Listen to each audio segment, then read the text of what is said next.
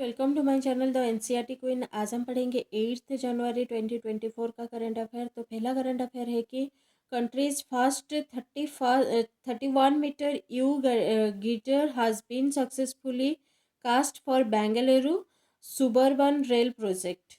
तो इंडिया का पहला यू गिटर जो कि 31 मीटर का है वो सक्सेसफुली कास्टिंग हो चुका है उसका बेंगलुरु सुबर्बन रेल प्रोजेक्ट के लिए, जो कि कास्टिंग यार्ड देवानाहली में हुआ है।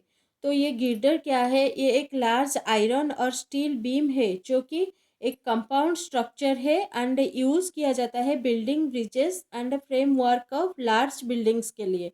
तो इसका यूज़ करने का और इसका यूजफुलनेस क्या है? ये एक सुपीरियर क्वालिटी प्रोवाइड करता है कंस्ट्रक्शन जो एरिया को और स्ट्रक्चर को, एंड ऑल्सो ये कंस्ट्रक्शन टाइम भी सेव करता है।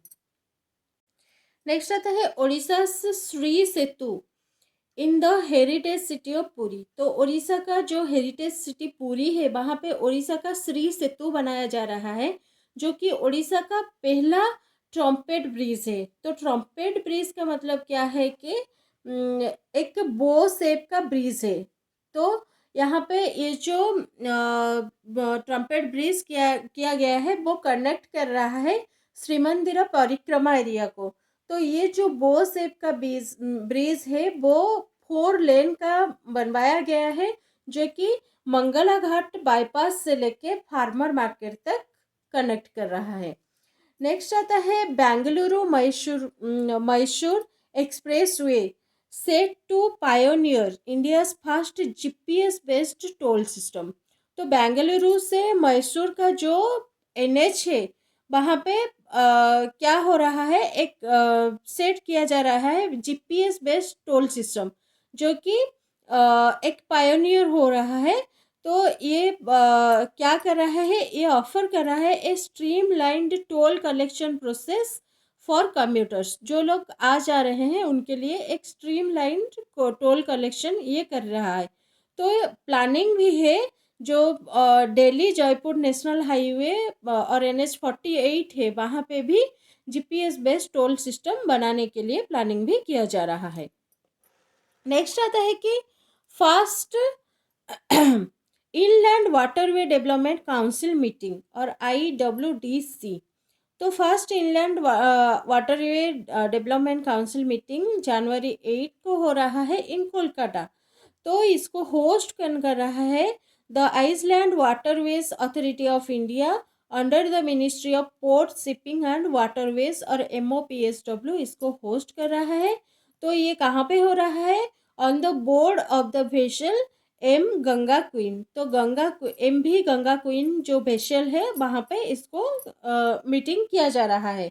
तो इसका चेयरपर्सन कौन है? श्री सर्बानंद सोनोवाल, जो कि union minister of port and shipping है। तो यहाँ पे ये जो union minister of port and shipping Sarbananda Sonowal है वो भी क्या करेंगे?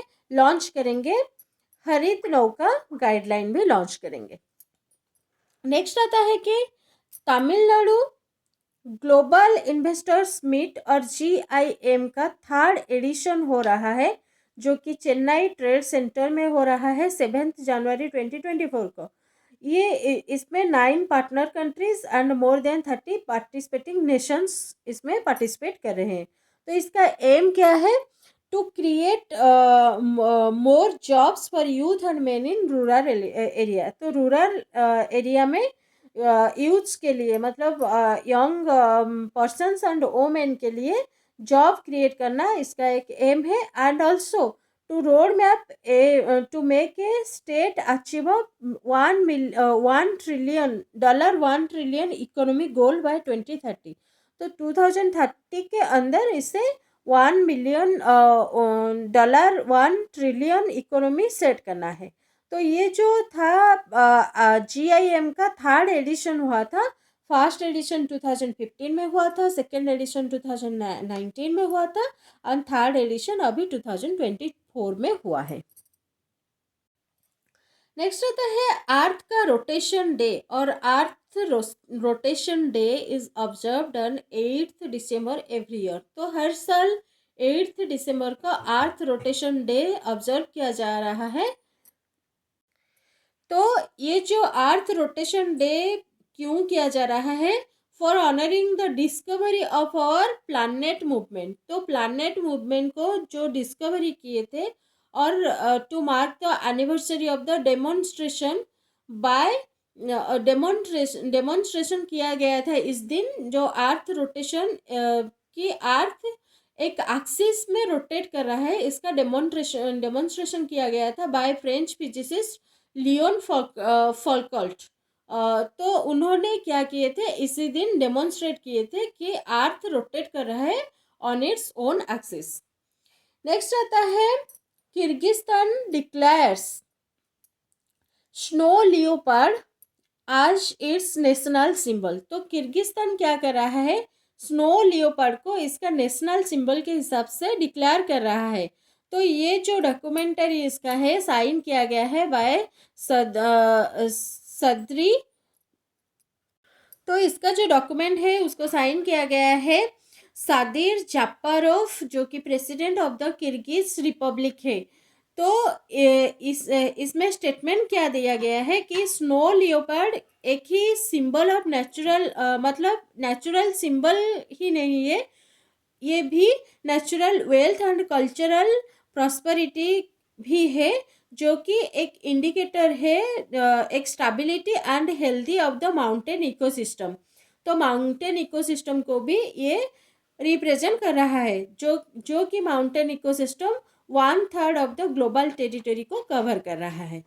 नेक्स्ट आता है कि इंडियन ओलंपिक अथॉरिटी और IOA अपॉइंट कर रहा है रघुराम अय्यर को CEO के हिसाब से। तो Indian Olympic association Raghuram Iyer को CEO के हिसाब से अपॉइंट कर रहा है, जो कि सिलेक्टेड हुए हैं नॉमिनेशन कमेटी का थॉरो इंटरव्यू के थ्रू।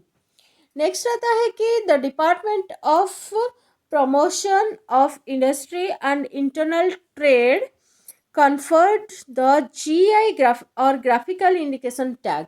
तो और एक स्टेट को भी ग्राफिकल इंडिकेशन टैग मिला है, जो कि वेस्ट बंगाल का कुछ प्रोडक्ट को मिला है, जैसे कि सुंदरबन का नेचुरल हनी को मिला है, जलपाईगुड़ी का कालो नुनिया राइस को मिला है, मुर्शिदाबाद का गरद एंड कोरियाल को मिला है, and Nadia and east Burdwan का टैंगल साड़ी। ये सभी प्रोडक्ट जो कि वेस्ट बंगाल का है उनको GI टैग और ग्राफिकल इंडिकेशन टैग अभी मिला है। नेक्स्ट आता है कि African national Congress foundation day 2024, जो कि ऑब्जर्व किया जाता है 8 जनवरी को। तो इसका फाउंडेशन डे कब है? 8 जनवरी 1912, मतलब ये फाउंडेड हुआ था 1912 को इसी दिन। तो इसका एम क्या है? Aim was to bring all African together as one people and also to define their rights to freedom. तो सभी अफ्रीकन पीपुल को एक ही साथ लाना एंड उनके राइट्स टू फ्रीडम उनको डिफाइन करना इसका मोटो था। तो फ्रेंड्स, इसी का साथ ये सेशन आज ख़त्म हो रहा है। अपना पेन पेपर लीजिए और यहाँ से नोट भी बना लीजिए। इस वीडियो को लाइक एंड शेयर कीजिए एंड मेरी चैनल द NCERT क्वीन को सब्सक्राइब भी कीजिए। Thank you.